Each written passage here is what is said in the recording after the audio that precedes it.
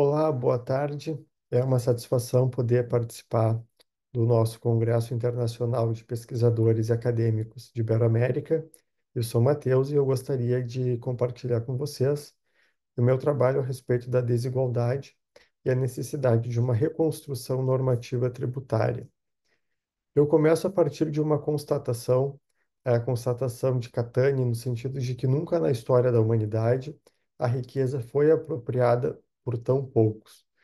Isso porque todos os estudos demonstram que nunca antes se apropriou tanta riqueza nas mãos de tão poucos. Isto é, aqueles que estão no topo da pirâmide social, no mundo inteiro, considerado, estão se apropriando de tudo aquilo que é produzido, de forma que o crescimento de cada país, né, o crescimento da produção e da riqueza de cada país, não significa o crescimento da riqueza de cada pessoa deste país, mas sim a riqueza de alguns poucos que estão ocupando posições hierárquicas nessa pirâmide social. Com isso, eu trago aquilo que, para mim, são alguns problemas da desigualdade, e a primeira delas é a questão da viabilização e manutenção do status conferido pela riqueza de modo automático, o que perpetua no tempo e entre as gerações a riqueza que, no mais das vezes, sequer decorre da renda do trabalho. Ou seja, é a herança que vai perpetuando que uma mesma família, portanto, entre várias gerações dessa família, se mantém a riqueza que havia no passado. Isso nunca é distribuído socialmente, é apenas concentrado. Outro problema que decorre disso é que gera extremos na pirâmide social, de tal modo que os ricos e os pobres não mais compartilham do mesmo espaço público, o que, sem dúvida, além de gerar o medo da convivência com o outro, significa a ausência de conhecimento da condição em que vive o outro, porque essas pessoas moram de forma tão afastada que às vezes sequer têm noção de qual seja o contexto habitacional do outro. Como terceiro problema, tem-se a ideia de que essa desigualdade, quando extrema, pode corroer os fundamentos da democracia pela perda da ideia de um governo comum e pela perda completa da ideia de uma coesão social, que deixa de existir, tendo em vista que essas pessoas vivem em mundos verdadeiramente distintos e antagônicos. Os números a respeito da desigualdade são bastante preocupantes. Analisando a economia global, se percebe que menos de 1% da população global possui mais de 45% da riqueza do planeta. Ou seja, é uma distribuição de riqueza absolutamente incompatível com um mundo razoavelmente bem distribuído em termos de riqueza. No tocante ao consumo, tem-se que os 20% mais ricos da população consomem 90% dos bens que são produzidos, enquanto os 20% mais pobres consomem 1%. Ou seja, toda a produção é praticamente drenada por poucos ricos, enquanto isso, os mais pobres não conseguem consumir praticamente nada. No Brasil, o cenário ele é ainda mais assombroso, porque a desigualdade brasileira é ainda mais extrema. O quadro brasileiro é o seguinte: 6 brasileiros possuem um patrimônio equivalente à metade da população mais pobre. Ou seja, cerca de 100 milhões de brasileiros têm o equivalente patrimonial aos 6 mais ricos do Brasil. Algo totalmente incompatível com o que se pretende de uma sociedade razoavelmente justa.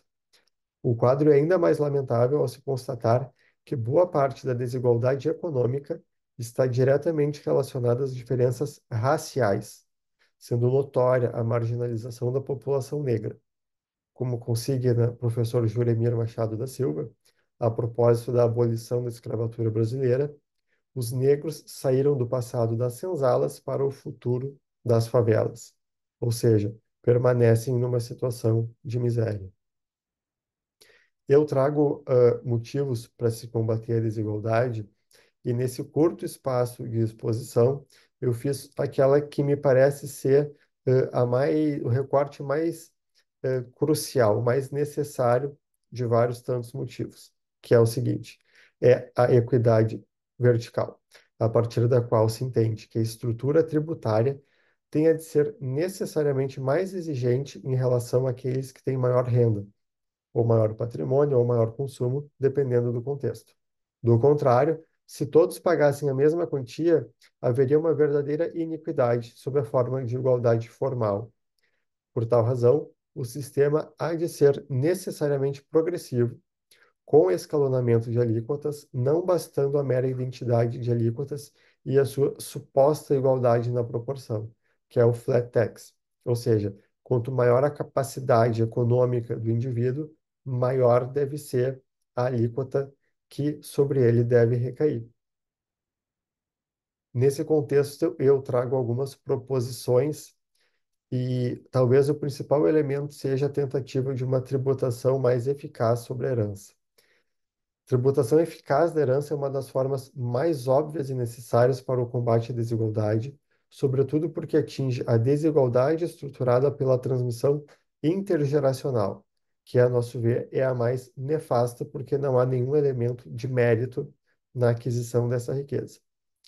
A majoração das atuais alíquotas, que no Brasil são irrisórias e são entre 0 e 8% no máximo, é uma medida necessária, pois vai ao encontro dos preceitos de justiça social assinalados no texto da Constituição brasileira e, ao mesmo tempo, assegura a melhor distribuição da carga tributária do país, altamente concentrada na cobrança de impostos sobre o consumo, ou seja, altamente regressivo, fazendo com que as pessoas mais pobres paguem proporcionalmente mais do que as pessoas mais ricas.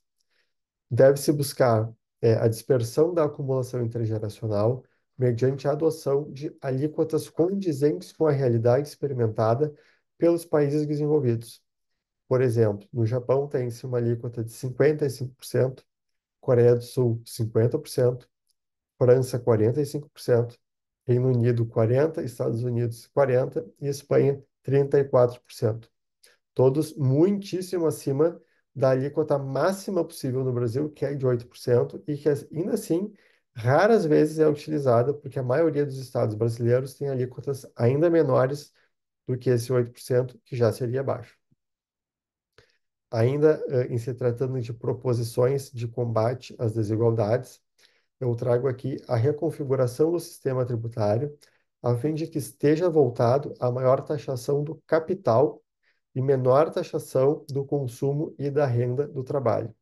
Isso é uma forma bastante interessante de fazer com que o sistema tenha progressividade, ao contrário do sistema atual, que é regressivo, já que taxa, sobretudo, renda de trabalho, despesas de consumo, e não taxa o capital. Por isso, a segunda proposição, que é a criação de um tributo que incida sobre a totalidade do patrimônio do cidadão, inclusive ativos financeiros. Dessa forma, ao invés de se tributar apenas, por exemplo, imóvel, automóvel e bens específicos, se passa a tributar todo o acervo patrimonial do indivíduo, inclusive os seus ativos financeiros, que atualmente não são tributados pela sua mera existência, apenas quando há ganho de capital na venda. Ainda trazemos como proposição a abolição de isenção tributária da renda oferida com a distribuição de lucros e dividendos. Isso porque no Brasil, ao contrário de praticamente todo o mundo, a renda que o cidadão aufere com a distribuição dos lucros de sociedade em que é sócio é 100% isenta. Portanto, os maiores rendimentos das pessoas mais ricas, que não é do trabalho, e sim da distribuição de lucros e dividendos, no Brasil, hoje, nada paga. Portanto, é importante que se faça a abolição desta isenção, que é totalmente anacrônica. Eu trago aqui as referências que foram usadas especificamente nestes recortes, destes slides. Obviamente que o trabalho tem outras tantas, mas aqui eu trouxe apenas as que foram expressamente citadas. E, evidentemente, agradeço por poder participar do nosso encontro e agradeço pela atenção.